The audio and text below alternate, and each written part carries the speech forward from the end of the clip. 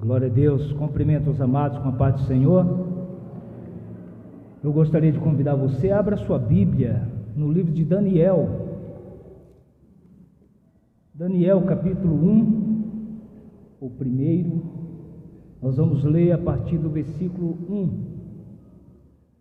Um texto bem conhecido. Acredito que você já ouviu várias vezes mensagem com esse texto. Mas sempre que eu recorro à palavra do Senhor, eu aprendo diariamente no texto, e o Senhor tem falado comigo através desse texto. Daniel capítulo 1, Velho Testamento.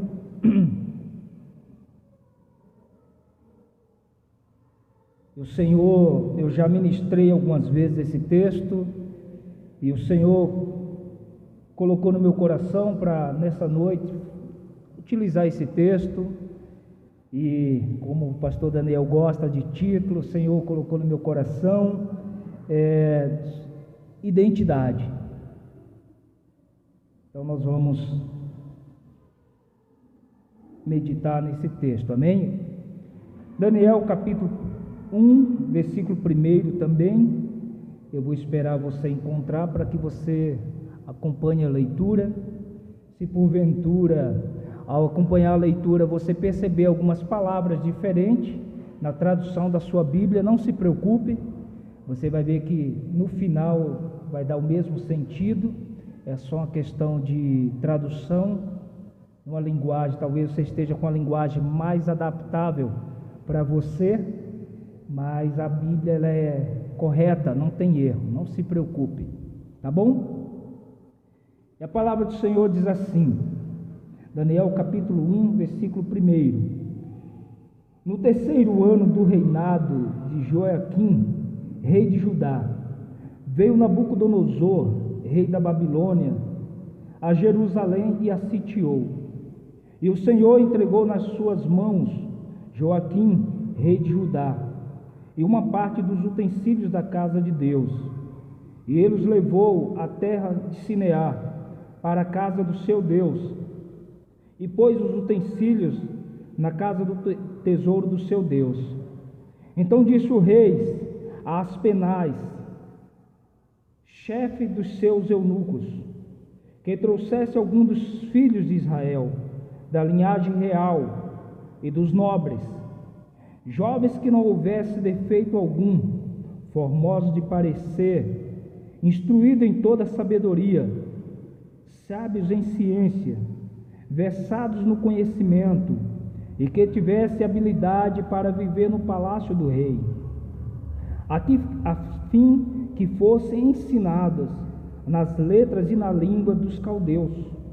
Versículo 5: E o rei lhe determinou a ração de cada dia, em algumas versões vai estar maná ou comida, da porção do manjar do rei, e do vinho que ele bebia, e assim que eles fossem criados por 3 anos, para que no fim deles pudessem estar diante do rei. E então se achavam dos filhos de Judá, Daniel, Ananias, e Misael e Azarias. E o chefe colocou-lhes outros nomes, a saber, a Daniel de Beltesazar, Ananias o de Sadraque, a Misael o de Mesaque, e a de Azarias de Abidnego. Mas Daniel propôs no seu coração não se contaminar com as porções do manjar do rei, nem com o vinho que ele bebia. Portanto, pediu ao chefe dos eunucos que lhe concedesse não se contaminar. Por enquanto, até aí, mantenha a sua Bíblia aberta para você acompanhar versículo a versículo, e nós vamos ler em seguida os demais. Para contexto, para que você possa entender o que estava acontecendo, aqui o texto está falando que num período em que o povo judeu, o povo hebreu, era dominado, ali ele estava sendo administrado por o rei, e esse rei ele não estava fazendo a vontade do Senhor. E o Senhor permitiu que esse rei viesse a ser sitiado pelos caldeus. E os caldeus acabou dominando-os e levou cativo um povo. E o texto diz que ele levou alguns da linhagem real e alguns dos nobres.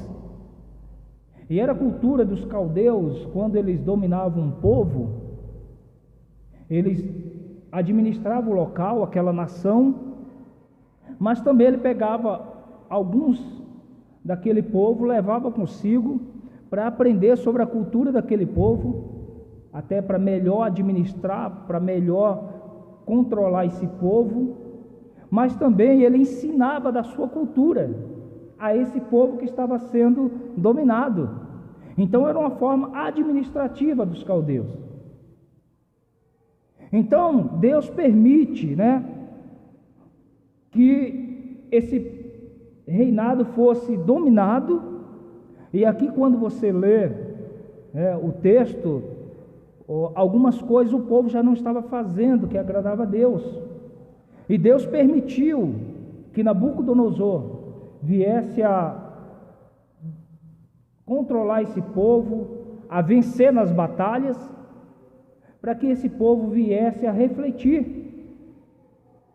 E quando nós lemos sempre o texto, era comum de, quando o povo não estava agradando a Deus, o povo perecia. E algumas coisas Deus permitia para que o povo viesse a refletir sobre a sua situação. Ou seja, quando eles estavam perdendo batalha, quando as coisas estavam difíceis, eles começavam a refletir: como está a minha vida com Deus? O que nós fizemos de errado para nós perdermos a batalha? Porque quando o povo estava em comunhão com Deus, certamente eles eram vitoriosos em tudo que faziam. Aqui o texto começa, descrevendo algo muito triste: o povo de Deus sendo levado cativo. Mas o que me chama a atenção é que esse rei dominador, ele escolhe alguns da família real e ele os leva. Ele quer conhecer esse povo. E aí, como estratégia, ele coloca algumas regras para que fossem cumpridas. E o rei manda preparar esses jovens para que, num determinado tempo, eles fossem alimentados, eles fossem instruídos, e o rei coloca diante dele o que eles estavam acostumados a comer e a beber. É interessante, amados irmãos, que o texto fala que foi colocado diante de Daniel, e Daniel, ele resolve não se contaminar. O texto ele já inicia dizendo assim: Daniel propôs no coração não se contaminar. E eu fiquei meditando bastante sobre essa situação. Imaginem, um jovem no qual o povo foi vencido em uma guerra, um jovem no qual estava numa nação distante. Obrigado, filho. Muito obrigado. Um jovem no qual o próprio rei não estava fazendo a vontade do seu Deus. Um jovem que foi levado para uma terra distante, e quando você é levado como escravo. O escravo não tem direitos. Um jovem no qual não sabia ao certo o que ia acontecer com eles. Quando eu olho para esse texto, eu fico me colocando na situação. E fico também refletindo qual seria a minha atitude diante de uma adversidade dessa.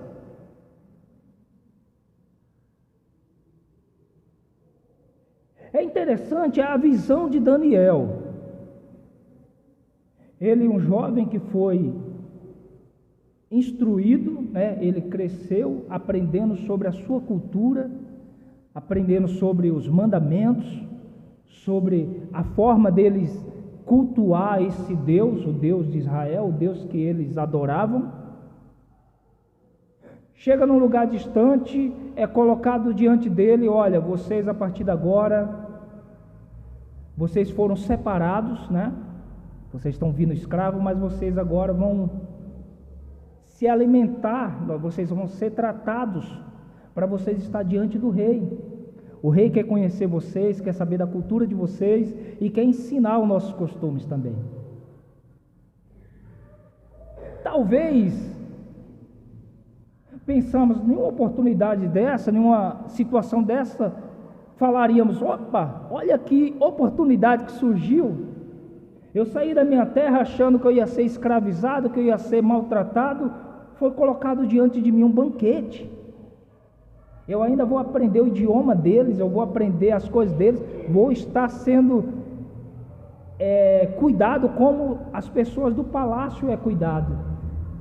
Talvez achamos que é uma oportunidade. Olha como as coisas mudaram. Daniel propôs no seu coração não se contaminar.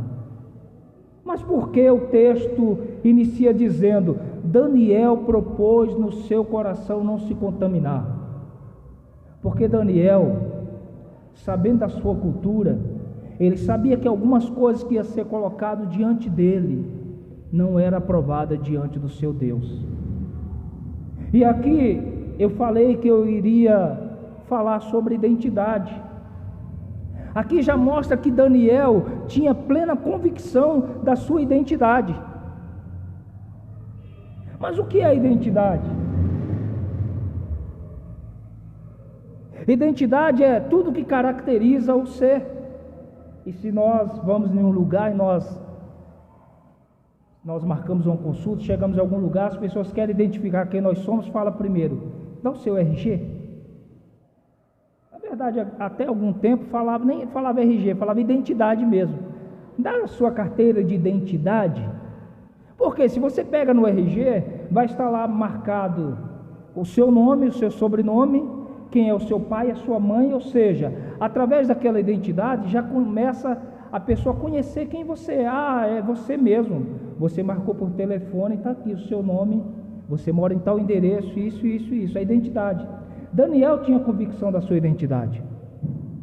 Daniel sabia que aquilo que era oferecido para ele não ia agradar o seu Deus. E isso me levou a meditar sobre a minha identidade. Eu gostaria que também você começasse a refletir: qual é a sua identidade?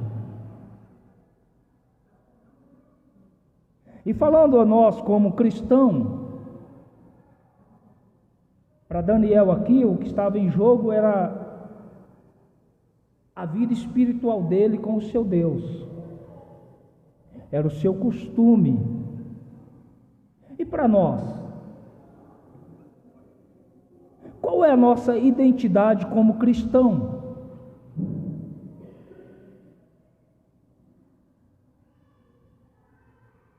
A identidade mostra totalmente quem nós somos. Em algumas situações, como nós agimos? Aqui Daniel colocou tudo em risco. Em recusar aquela proposta, ele poderia ser morto. Em recusar essa proposta, a vida dele poderia se tornar um inferno. E aqui nós estamos falando de um jovem que estava distante, que o seu rei já não era referência, que o seu próprio rei não fazia a vontade de Deus. Mas esse jovem, ele decide no seu coração: não, eu quero fazer a vontade do meu Deus. Diante de algumas situações, como nós cristãos agimos? Aqui foi colocado diante de Daniel um banquete. E diante da nossa caminhada também é apresentado diante de nós alguns banquetes. E como nós reagimos diante de algumas situações? Vivemos um período muito difícil. Quando nós falamos, eu sou cristão, e cristão significa que nós somos, vamos falar, uma cópia ou a imitação de Cristo. Nós somos cristãos porque nós seguimos a Cristo. E se nós olharmos para a palavra de Deus, nós vamos conhecer totalmente a identidade de Cristo. Mas qual é a nossa identidade? É para as pessoas olharem para nós e ver um reflexo de alguém que caminha com Cristo. A nossa identidade é: nós somos cristãos. Diante das coisas que é colocado diante de nós, como nós agimos? Eu sei que nós vivemos num período difícil, no qual a identidade do cristão está difícil.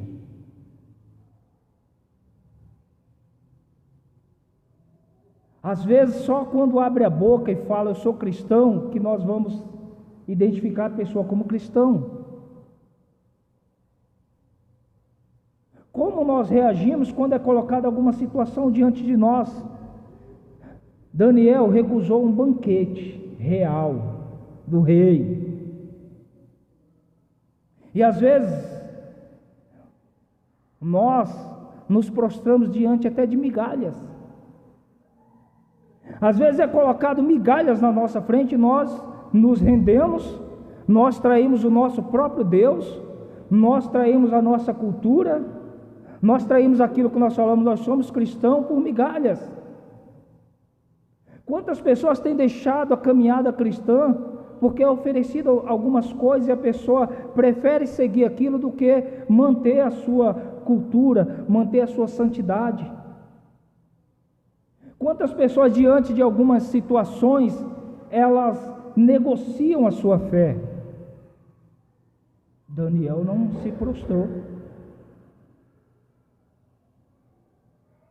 Esse jovem se torna um exemplo a ser seguido, porque ele tinha muita convicção. Mesmo vivendo no caos como estava, sem referências, ele fala: eu decidi não me contaminar. Talvez na tua rotina, no teu dia a dia,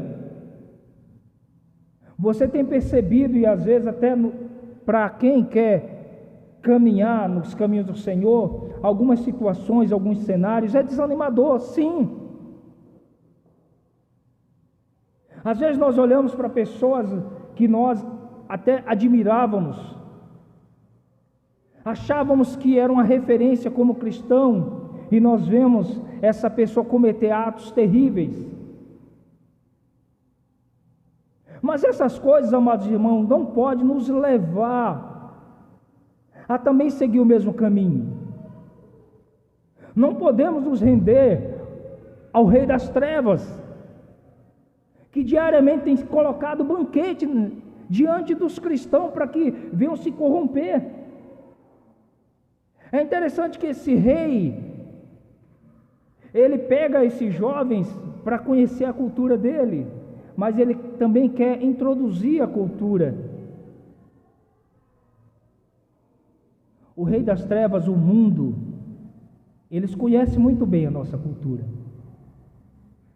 E é muito comum quando nós somos cristãos, que nós estamos num trabalho, ou seja, na escola, na faculdade, e as pessoas sabem que nós somos cristãos, começa também a testar a nossa fé, a nossa fidelidade com Deus.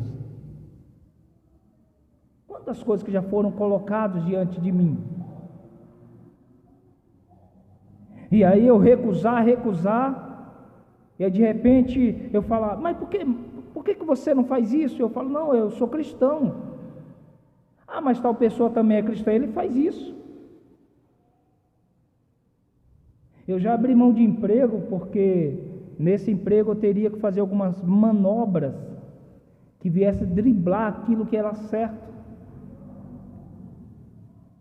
E por não aceitar, eu ser deixado de lado, ou até demitido.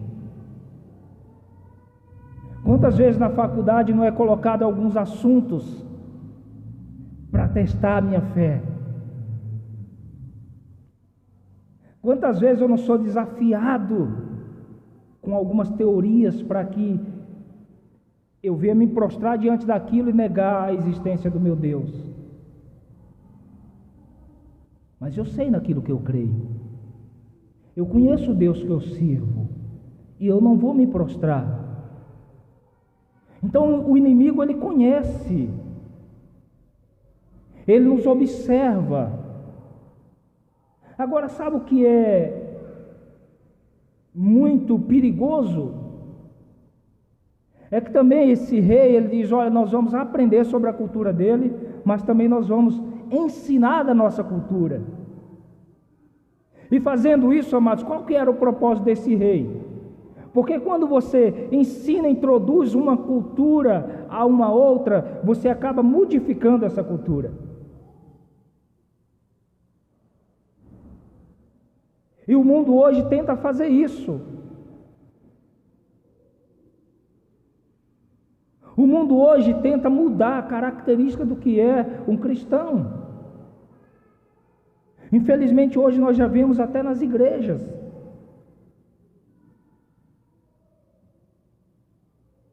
Quando eu retornei de Santa Catarina para cá, eu estava orando em casa e falando para minha esposa, vamos procurar um local para a gente congregar.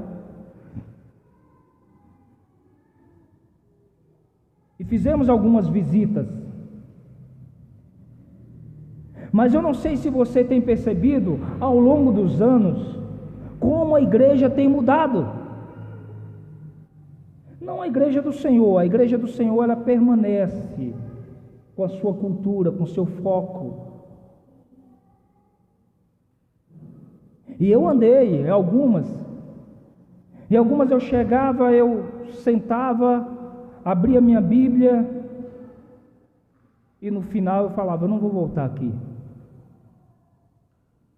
Sabe por quê, amados irmãos? Cultura. O inimigo tem conseguido colocar na vida do cristão a cultura do mundo. Muitos cristãos vivem dentro da igreja, mas a sua cultura, a sua vivência é mundana. Muitos que se dizem cristãos estão dentro da igreja, mas vivem uma vida de acordo com os padrões, que é colocada essa cultura do mundo. Quando nós declaramos que nós somos cristãos, que nós definimos que quando nós entregamos a nossa vida a Jesus, há uma conversão. Nós falamos, essa pessoa agora é convertida. E conversão é como aquela placa que está no trânsito, né?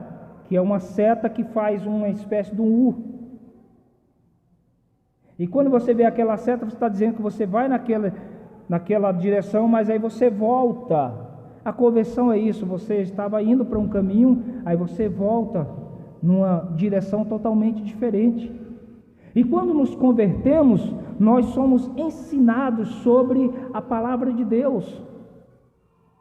É por isso que quando nós nos convertemos, nós somos convidados a participar de estudo bíblico, de conhecer a palavra, porque quando você conhece a palavra, você conhece sobre Jesus.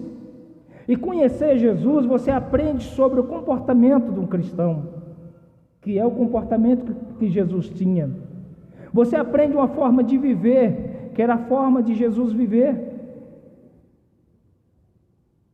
Mas aí o mundo começa a introduzir, e se nós não tivermos cuidado, nós não vamos ter uma atitude como Daniel. Nós vamos começar a aprender da cultura do mundo. E quando isso acontece, nós perdemos a nossa identidade. Daniel se manteve firme. Ele recusou o manjar do rei. Ele recusou tudo aquilo que era colocado que não agradava o seu Deus. Como que está a nossa vida como cristão? Será se nós temos mantido a nossa vida em cima daquilo que nós aprendemos do nosso ensinamento? Ou será se nós estamos nos rendendo aos manjares? Eu imagino que esse banquete real era de encher os olhos, porque o banquete que vai para o rei é o melhor que tem na terra. Eu não sei o que tem sido colocado diante de você,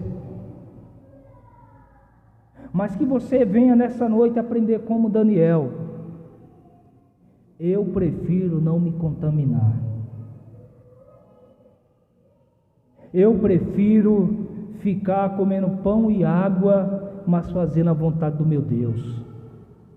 Não se renda aos banquetes que é colocado diante de você.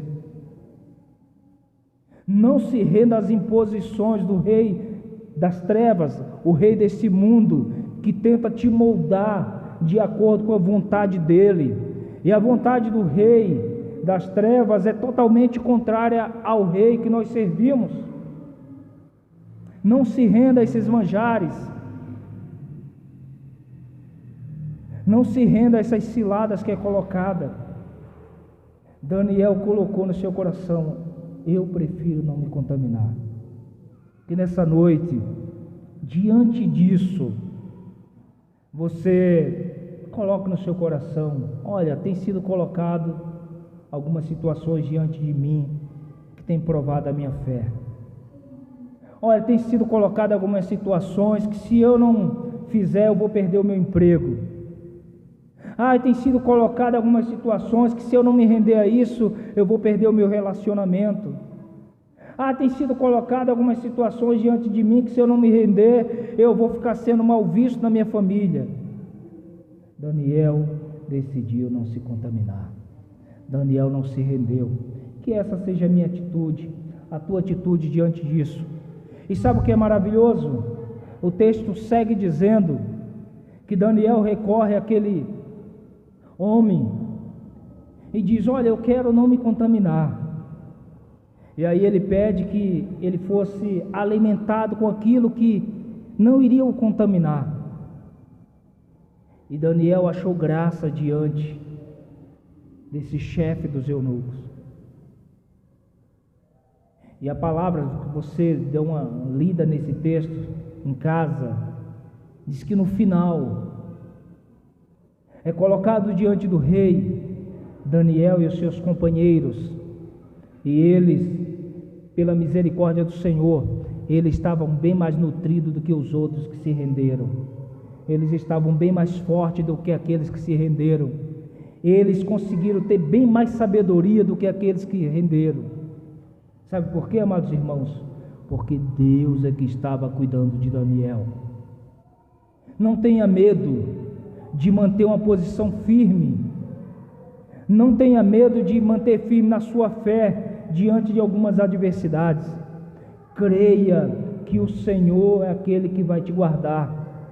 E se porventura, diante de uma situação, foi colocada aqui em xeque, que se eu não me render, eu vou perder o meu emprego, o Senhor, Ele vai te abençoar.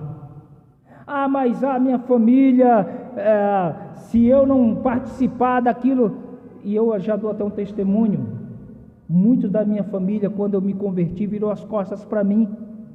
Sabe por quê?